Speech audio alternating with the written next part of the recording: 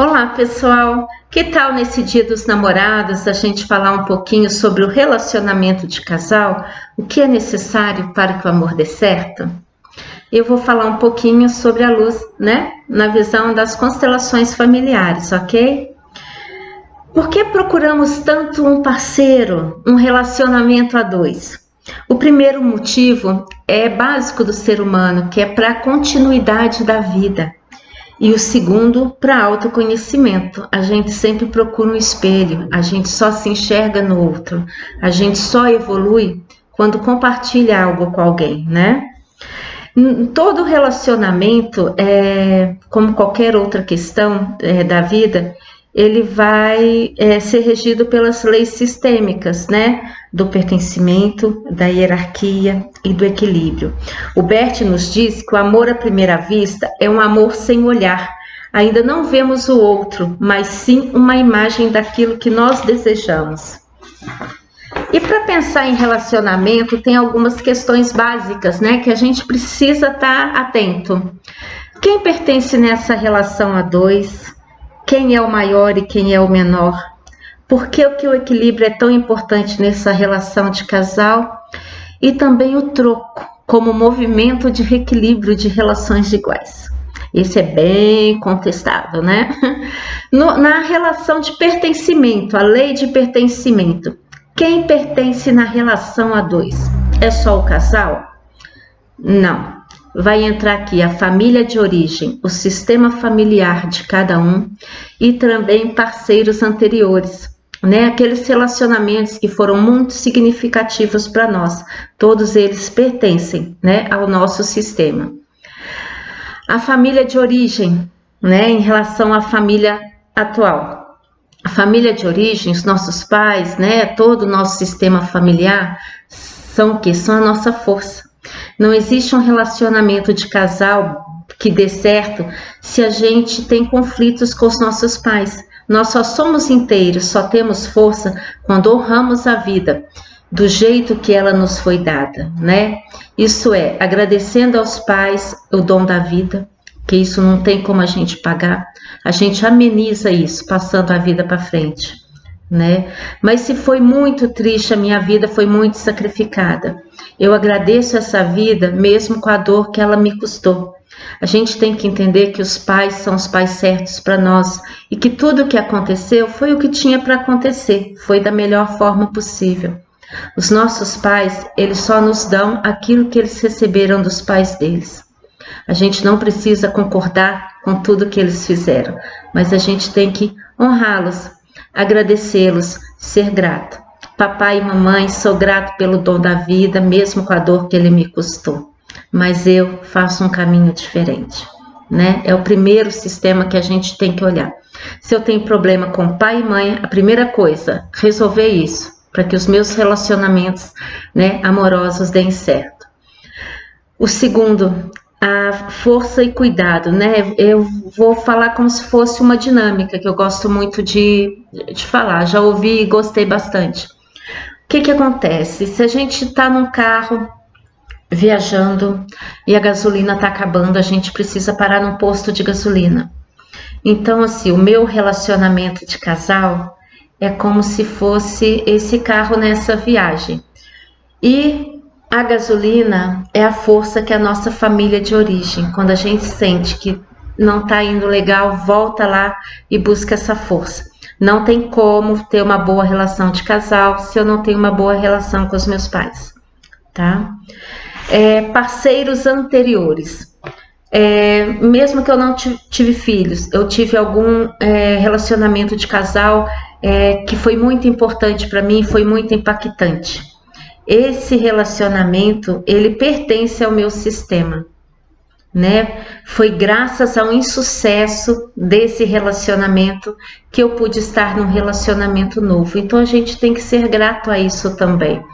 Tudo que é mal acabado, que a gente exclui, pesa no relacionamento, pesa no sistema, tá?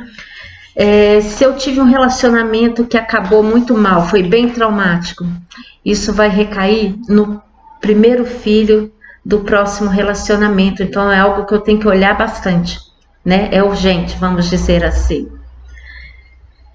O equilíbrio entre o dar e o receber. Toda vez que há um desequilíbrio, um dá demais, né, o outro recebe demais, causa uma separação. Quando eu dou, fico de consciência leve. Por quê? Porque eu estou fazendo o meu melhor, eu me sinto bem e acabo me sentindo superior, eu fico no crédito. E aqui, quando eu recebo demais, eu não consigo retribuir, eu vou me sentir culpado. Ou eu vou embora, ou eu vou equilibrar isso compensando, né? Encontrando outro alguém, que eu possa me sentir bem ao lado e me sentir um pouco superior, que é para compensar esse desequilíbrio, né? Num relacionamento de casal, quem chega primeiro é maior? O primeiro relacionamento, quem é casado? Foi casado mais vezes, né? A esposa ou marido do primeiro casamento tem precedência sobre o outro. Então eu tenho que honrar isso daí. Por exemplo, eu sou casada a segunda vez. Então eu tenho que honrar que esse primeiro parceiro não deu certo, graças a isso eu tenho outra família agora. Num relacionamento de casal entre eu, né, e o outro, não tem maior ou menor. Nós chegamos juntos nesse relacionamento, somos iguais, independente do sexo. Os parceiros anteriores, lembrando, sempre precedência sobre os atuais. Se eu tenho problemas com os meus pais e julgo, eu quebro a ordem. Toda vez que eu julgo, eu me coloco no lugar da pessoa e digo, se fosse fulano, eu faria desse jeito. Eu acabo me sentindo maior. Quebrei a ordem. Vai refletir no relacionamento. Então vai ser casal, né? Que fica buscando papai e mamãe no companheiro. Não vai dar certo porque não tem como suprir. São amores diferentes. Quem entrou primeiro em um sistema, né? Tem precedência sobre aquele que vem depois. E sempre que acontece um destino trágico, né? Um final trágico num relacionamento, eu tenho que lembrar de incluir, nunca excluir esse companheiro. Eu tenho que incluir no meu sistema, para não quebrar a ordem. Quando a gente julga o pai e a mãe, como eu disse, a gente se sente maior que eles, a gente quebra a ordem, né? Os pais são os pais certos, eles fazem tudo da forma que eles podem, do melhor jeito que eles podem. E eu tenho que entender que os meus pais são isso, nem mais e nem menos. Eles só deram o que eles tinham para dar e deram aquilo que receberam, fazendo o seu melhor. Eu preciso concordar que são os pais certos para mim, tomar essa força, não excluí-los para conseguir fazer diferente. Senão nada vai dar certo, né? Não só relacionamento, outros setores da vida também. E também tem o famoso troco, né? Como fonte de equilíbrio. Por exemplo, Bert, ele trouxe o troco como uma forma de reequilíbrio, não de vingança. Não fazer igual, nem maior, fazer em menor proporção, um pouco menos, né? Por exemplo, fui traída, e agora? Mas eu quero continuar nesse relacionamento. Eu vou trair? Não, eu posso fazer algo um pouquinho menor. Por exemplo, uso o cartão de crédito dele, faço a viagem dos meus sonhos, saio com as minhas amigas, coisa que eu não fazia há muito tempo. O relacionamento, ele só dá certo se depois do troco eu esqueço o que aconteceu, o que houve e vou seguir em frente. Foi só para equilíbrio, tá? Tudo que eu estou falando aqui é de uma maneira geral. Depois eu vou especificar bem detalhadozinho cada parte, não se assustem, tá? As principais causas que dificultam uma relação, causas sistêmicas, né? São os emaranhamentos familiares, algum familiar que por alguma forma abrupta ou desrespeitosa deixa um relacionamento anterior, ou por amor a meus pais ou avós que tiveram relacionamentos fracassados, eu inconscientemente, né, procuro um relacionamento fracassado. E problemas com os pais, né, que eu preciso resolver isso para poder crescer e seguir adiante. Por exemplo, um filho que não tem um pai como referencial. O pai largou a mãe, é cruel. O filho, ele perde a força de vida, a força do masculino, se desconecta desse masculino em si. Então, ele vai precisar de um outro referencial, um avô, um namorado da mãe, alguém mais próximo que ensine ele, né? Que dê a ele essa parte do masculino como referencial, para que ele aprenda a ser um homem e consiga crescer. Filhos abortados de forma natural ou não, de relações anteriores, ou então filhos não reconhecidos, também dá problema. A gente tem que incluir cada um deles. Não importa se chegaram a nascer com vida, no caso, né,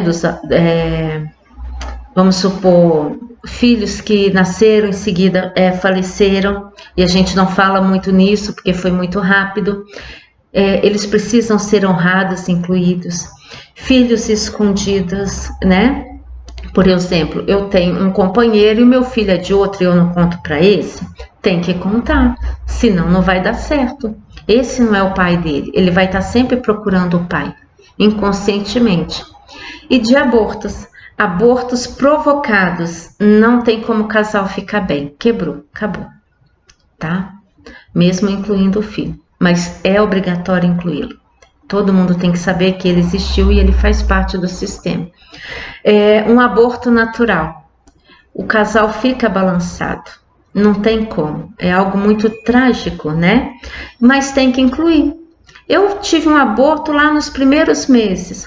Não importa, eu tive um filho, né? Então eu tenho que honrar esse filho. E os filhos posteriores têm que saber que eles existiram. Às vezes as pessoas, por exemplo, tem 2 filhos e teve um aborto. Pergunta, quantos filhos você tem? E a pessoa diz 2. Não, ela tem 3. Um não está mais presente entre nós, mas é mãe de 3. Tem que incluir, né? Parceiros anteriores, muita confusão. Honre ele, agradeça do jeito que foi e libere com gratidão. Não fique preso a isso, ao passado e a essas dores. Dificuldades com sogros, né? Geralmente é porque tenho problema com os meus pais e espelho no pai do meu companheiro, nos pais do meu companheiro.